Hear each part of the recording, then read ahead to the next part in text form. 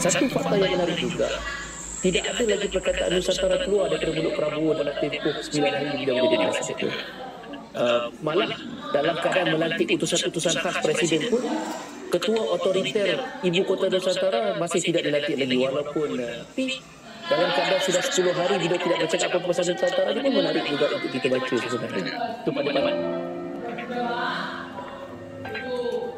Kecemburuan negara-negara yang berada di alam ini apabila Jokowi mengasaskan sebuah bandar yang dinamakan Nusantara, yaitu sesuatu yang agak bertentangan dengan idea Nusantara yang ada dalam kepala orang seperti kita di Malaysia ini.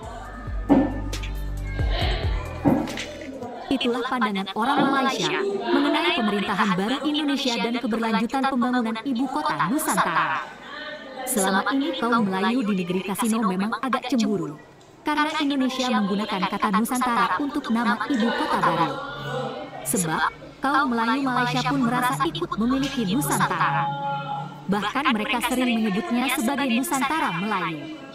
Tujuannya tentu saja biar kaum Melayu di negeri Kasino Malaysia terlihat besar dan hebat.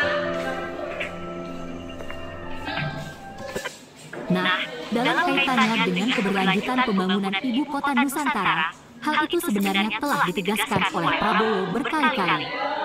Dulu, dalam kampanye pemilihan presiden pun ia menegaskan akan melanjutkan IKN.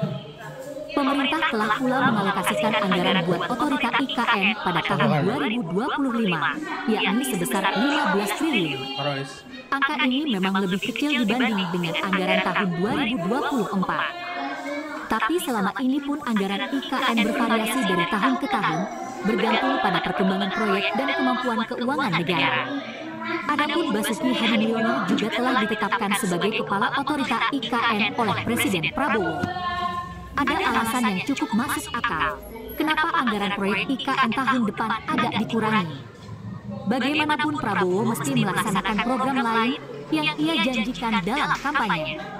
Selain itu, Prabowo juga mengantisipasi kemungkinan adanya krisis pangan seperti yang disampaikan oleh Menteri Pekerjaan Umum berikut ini.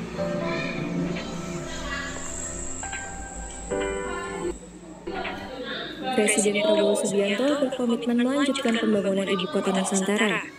Menteri Pekerjaan Umum Dodi Hanggodo mengungkapkan kalau kemungkinan proyek pembangunan IKN prosesnya tidak akan dilakukan secepat sebelumnya. Dodi menyebutkan hal tersebut berdasarkan diskusi yang dilakukannya dengan Presiden Prabowo dalam beberapa kesempatan.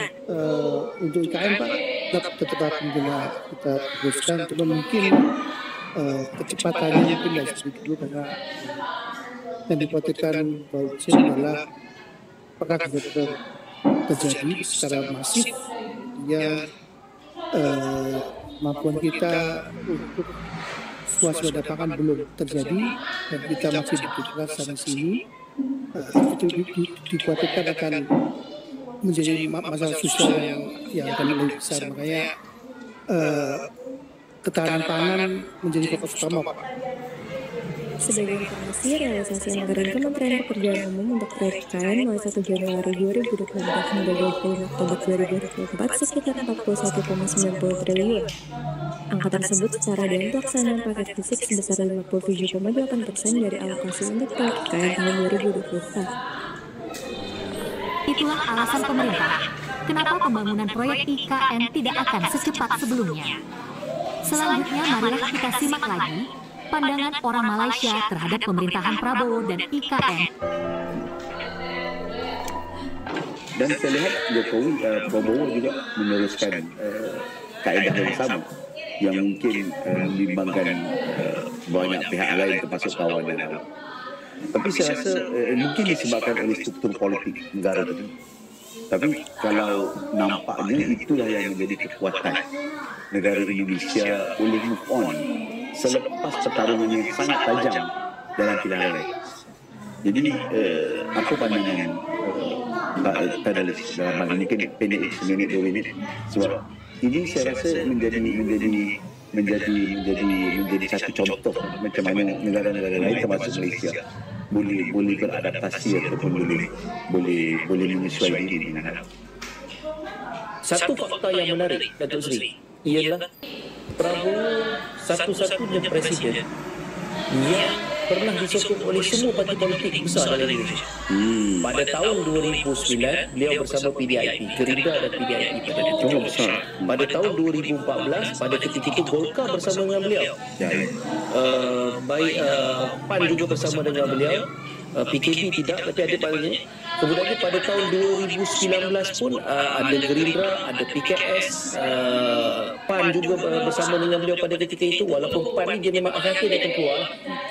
Dan Masa tu masa tu Amin Rais masih bersama dengan beliau, bersama dalam semua rapat-rapat umum yang ada. Jadi bukan satu perkara yang mustahil politik ataupun konsolidasi politik yang sedang dilakukan oleh Prabowo ini bukan satu bentuk kita panggil sebagai optik kosong. Ya, sebab itu PKS boleh bersama. Tadi kita sebut suatu jeda tadi, kita sebut bagaimana Muhaimin Iskandar paling awal Newton. Nasdem pun begitu, walaupun tidak mendapat jatah menteri di dalam kabinet Prabowo pada ketika ini. Jadi cuma menarik tadi Tan Sri, bila Tan Sri sebut pasal IKN tadi. Satu fakta yang menarik juga, tidak ada lagi perkataan Nusantara keluar daripada mulut Prabowo pada tempoh 9 hari beliau menjadi presiden.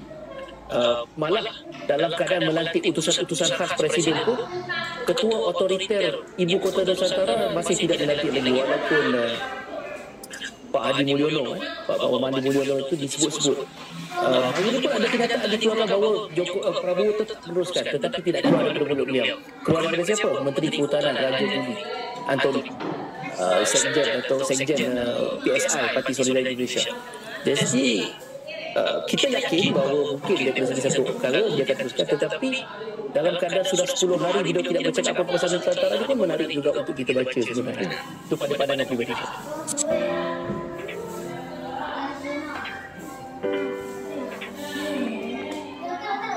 Ini tidak berarti bahawa Jokowi telah mengasaskan suatu gerakan untuk kembali kepada kerajaan Majapahit kembali atau Sriwijaya.